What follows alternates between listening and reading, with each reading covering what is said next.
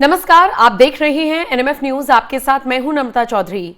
बात करने जा रहे हैं भारत और मालदीव के बीच के जो रिश्ते मजबूत हो रहे हैं उसकी। मालदीव के राष्ट्रपति के तौर पर जब मुइज्जू सत्ता में आई, चुने गए, उनके हाथ में पावर आई, उस वक्त उन्होंने इंडिया आउट का नारा दिया था और इसी नारे की बदौलत कहीं ना कहीं वो मालदीव के राष्ट्रपति बने थे।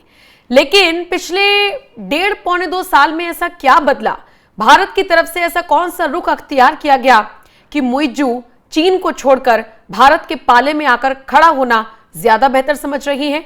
आज इस वीडियो में आपको विस्तार से यही एक्सप्लेन करेंगे और यह भी समझाने की कोशिश करेंगे कि क्या वाकई एक बार फिर भारतीय सैनिकों को मालदीव में तैनात किया जाएगा। वो सैनिक जो पहले भी थे लेकिन मुइज्जू ने उनको वापस भेज दिया था। हालांकि भारत की तरफ से इस पर कोई सख्त रुख अख्तियार नहीं किया गया था। तो क्या ऐसे में भारत के सॉफ्ट रवैये को देखते हुए आखिरकार मुइज्जू भी घुटनों पर आ ही गए हैं? आज एक एक करके आपको सारी चीजों को एक्सप्लेन करेंगे, लेकिन सबसे पहले आपको बताते हैं कि जब 25 जुलाई को देश के प्रधानमंत्री नरेंद्र मोदी मालदीव पहुंचे तो राष्ट्रपति मोहम्मद मुइज्जू खुद उन्हें लेने के लिए एयरपोर्ट पर पहुंचे थे। उसके बाद पीएम जब राजधानी से जहां से गुजरे वहां पर नरेंद्र मोदी जिंदाबाद के नारे लगाए गए। सोचिए, ये वही मालदीव है जहां पर 1.5 साल पहले तक यही मुइज्जू इंडिया आउट के नारे लगवा रहे थे। और इतना ही नहीं, भारत को मालदीव में तैनात अपने सैनिकों को वापस तक बुलाना पड़ गया था। लेकिन पिछले 1.5 साल में हालात बदल गए, जज्बात बदल गए और चीन समर्थक मुइज्जू भारत के खेमे में खड़े दिख रही हैं। क्या वाकई में मालदीव में वापस से तैनात होंगे भारतीय सैनिक? आज इसी पर चर्चा करेंगे, लेकिन उससे पहले आपको समझना होगा कि आखिर ये जो रिश्ते थे भारत और मालदीव के, ये बदले कैसे। सबसे पहले ये समझिए कि मोहम्मद मुइज्जू नवंबर 2023 में मालदीव के राष्ट्रपति बनते हैं और उसके बाद भारत मालदीव संबंधों में तनाव बढ़ता चला जाता है। दरअसल हुआ ये कि इस अभियान को उन्होंने चलाया था जिसका नाम उन्होंने दिया था इंडिया आउट, और भारत विरोधी रुख उन्होंने अपनाया था और इसी के तहत वो पावर में आए। उसके बाद उन्होंने ये लोगों को वादा किया कि भाई कहीं ना कहीं जो मालदीव में भारतीय सैन्य कर्मी तैनात हैं, जिनकी संख्या उस वक्त 70 से 80 थी, उनको हटाने की मांग कर दी। कह दिया कि भाई इनको हटाया जाएगा, वापस भेजा जाएगा। आपको बता दें, ये सैनिक मुख्य रूप से 2 हेलीकॉप्टर और एक डोर्नियर विमान के संचालन और रख रखाव के लिए तैनात थे, जो मालदीव को मानवीय सहायता, आपदा राहत और समुद्री निगरानी में मदद करते थे। उसके बाद मुइज्जू ने भारत को छोड़कर चीन का दामन थामा। मुइज्जू ने चीन के साथ अपने संबंधों को मजबूत करने की नीति अपनाई, जो निश्चित तौर पर भारत के लिए चिंता का विषय था। मालदीव हिंद महासागर में रणनीतिक रूप से महत्वपूर्ण है और भारत इसे अपने प्रभाव क्षेत्र में देखता है और इसीलिए ये टेंशन का विषय था। भाई मुइज्जू का चीन की तरफ रुझान होना निश्चित तौर पर भारत के लिए चुनौती था। इसके बाद देश के प्रधानमंत्री नरेंद्र मोदी ने ऐसे कई फैसले लिए जिसने मालदीव को बैकफुट पर ला दिया। जैसे सबसे पहले जिक्र करेंगे जनवरी 2024 की घटना का। भारतीय प्रधानमंत्री लक्षद्वीप यात्रा पर जाते हैं, वहां के पर्यटन को बढ़ावा देने वाला ट्वीट करते हैं और उसके बाद मालदीव के कुछ मंत्री और सांसद उनके ऊपर आपत्तिजनक और अपमानजनक टिप्पणियां करते हैं। कोई जोकर कहता है, कोई कुछ कहता है। भारत की तरफ से इस पर तीखी प्रतिक्रिया दी गई। भारत में #बॉयकॉट मालदीव्स भी हुआ और इससे मालदीव के पर्यटन उद्योग को नुकसान हुआ, क्योंकि देखिए ना, भारत से मालदीव्स जाने वाली जो संख्या है वो बहुत ज्यादा है। ऐसे में जब बॉयकॉट मालदीव्स ट्रेंड हुआ, और सोचिए उससे पहले तो नरेंद्र मोदी ने कुछ भी नहीं कहा था, वो तो लक्षद्वीप यात्रा पर गए, एक कुर्सी डालकर बैठ गए। लेकिन ठीक है, अपने देश की चीजों को बढ़ावा देना, इसका मतलब ये नहीं कि दूसरे देश को हम नीचा दिखा रहे थे। लेकिन मालदीव ने इसको ईगो पे ले लिया था और उसके बाद से मालदीव के कई नेताओं की तरफ से नरेंद्र मोदी को लेकर आपत्तिजनक टिप्पणियां की गई थी। और उसके बाद फिर से ये जो दूरियां थी, ये दूरियों की खाई और बढ़ती चली गई। लेकिन अब सवाल उठता है कि जब 25 जुलाई को नरेंद्र मोदी मालदीव पहुंचते हैं तो कैसे उनका स्वागत करने के लिए खुद मुइज्जू पहुंचते हैं, एक तगड़ा गार्ड ऑफ ऑनर उनको दिया जाता है। लेकिन अब सवाल उठता है कि वर्तमान स्थिति को देखते हुए क्या वाकई में उन 80-90 सैनिकों को वापस बुलाया जाएगा? दरअसल ऐसी संभावना जताई जा रही है कि हो सकता है अपने संबंधों को अच्छा करने के लिए एक बार फिर से मुइज्जू ये फैसला ले लें।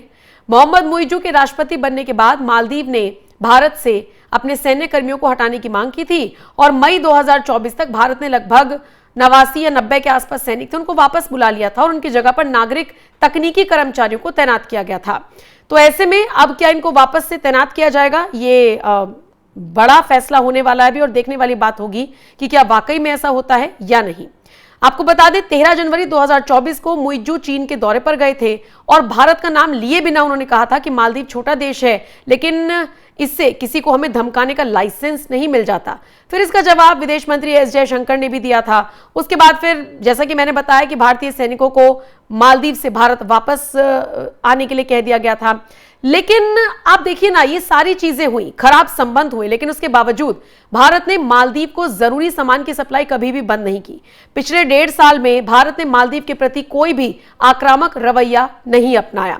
भारत ने नेबरहुड फर्स्ट यानी पड़ोसी पहले इस पॉलिसी को अपनाया और उनको प्राथमिकता देने की नीति के तहत मालदीव की मदद नहीं रोकी। सोचिए, इन विवादों के बाद भी एस जयशंकर ने कई समझौतों पर साइन किए। अगर मैं अगस्त 2024 का जिक्र करूं तो भारत ने मालदीव के 28 द्वीपों की व्यवस्था संभालने का जिम्मा लिया। मुइज्जू ने कहा कि मालदीव के 28 द्वीपों पर पानी और सीवेज से जुड़े प्रोजेक्ट्स को आधिकारिक तौर पर भारत को सौंपा गया है और इसी तरीके से लगातार भारत मदद करता रहा।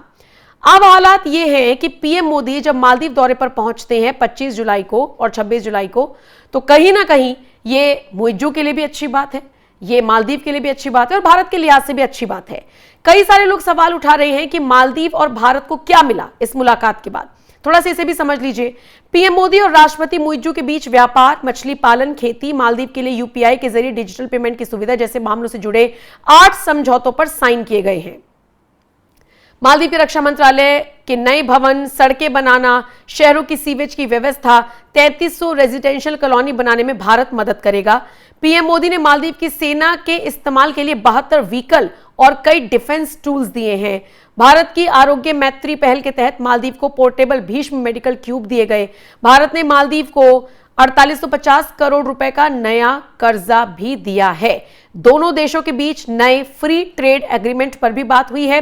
दरअसल अभी भारत मालदीव के बीच 1981 का साउथ एशिया का फ्री ट्रेड एग्रीमेंट लागू है और इसके तहत जो व्यापार होता है उसको आसान करने के लिए नियम बनाए गए हैं। माना जा रहा है कि और ज्यादा आसान इसको किया जा सकता है। और सवाल फिर वही कि अब जब ऐसी में सारी चीजें हो रही हैं तो क्या मालदीव में अब फिर से भारतीय सैनिकों को दोबारा तैनात किया जाएगा? माना यह जा रहा है कि ये एक स्ट्रैटेजिक स्टडी के अकॉर्डिंग अगर आप देखेंगे तो ऐसा माना जा रहा है कि हो सकता है कि भारत अपनी पावर दिखाते हुए ये फैसला लेने के लिए कह दे।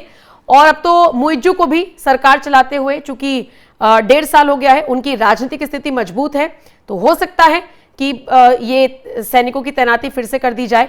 लेकिन तुरंत कर दी जाएगी ये कहना थोड़ा जल्दबाजी होगी, लेकिन देर आए दुरुस्त आए, हो सकता है आने वाले कुछ वक्त में इस फैसले को लिया जाए। आपको ये तो कुल मिलाकर समझ में आ गया होगा कि कैसे भारतीय सैनिक वहां से हटाए गए थे, क्यों हटाए गए थे, मुइज्जू का रुख क्या रहा है और पिछले 1.5 साल में भारत की जो नीति रही है उसके बाद मुइज्जू का रवैया कैसे बदला है। लेकिन इन सब के बीच आइए मुइज्जू के शब्दों में आपको सुनवाते हैं कैसे वो देश के प्रधानमंत्री नरेंद्र मोदी की तारीफ करते हुए नजर आते हैं। फिलहाल इस खबर पर आपकी राय क्या है? कमेंट सेक्शन में आप अपनी राय हमें जरूर दें। On behalf of all the Maldivians, I sincerely thank the Prime Minister for accepting my invitation to come to the Maldives. Definitely, it will greatly help the Maldives in going forward. India is one of the major, tourism country that helps the Maldives with tourism. And he's a wonderful person who's very fond of building the relationship between its neighbors, India. On behalf of all the Maldivians, I sincerely thank the Prime Minister for accepting my invitation to come to the Maldives on this very important historic occasion. So India has also extended line of credit, $5.5 Yes. million. How do you see that? And also discussion on FTA. Well, definitely it will greatly help the Maldives in going forward. So we are really looking forward to implementing the agreements and MOUs we have signed. So the UPI arrangement which is going to happen between both countries, Yes. do you have big hopes that tourism from India is going to increase? Well, I think so, definitely, yes. I think both our countries, people are looking forward because it will definitely benefit the tourists who come here and for the Maldivians who go to India. So what about the FTA? Very hopeful, very hopeful. I think we just started on it, and definitely we hope to conclude it very soon. Sir, what about the tourism aspect, sir? Well, India is one of the major, tourism country that helps the Maldives with tourism, and definitely with Prime Minister's visit, it is going to increase a lot, and I'm sure people-to-people exchange between the two countries will greatly boost because of this visit. So you just met Prime Minister, had a restricted meeting. How do you find the Prime Minister, and what do you have to say about the Indian Prime Minister? Well, he's a wonderful person who's very fond of building the relationship between its neighbors, India's neighbors, and Maldives and India has a very good relationship that goes back centuries, and with his leadership and cooperation between our two countries, between the two governments, I'm sure it's going to be prosperous, even more prosperous in the days ahead. So do you plan to visit India this year? I hope so. So how would you describe India's role in the Maybe no, I development don't know journey? whether it's this year, but in the near future. So how would you describe India's role in the development journey of Maldives? We all see how India has helped the Maldives in the past, and nobody will doubt how India will be a very crucial partner in going forward.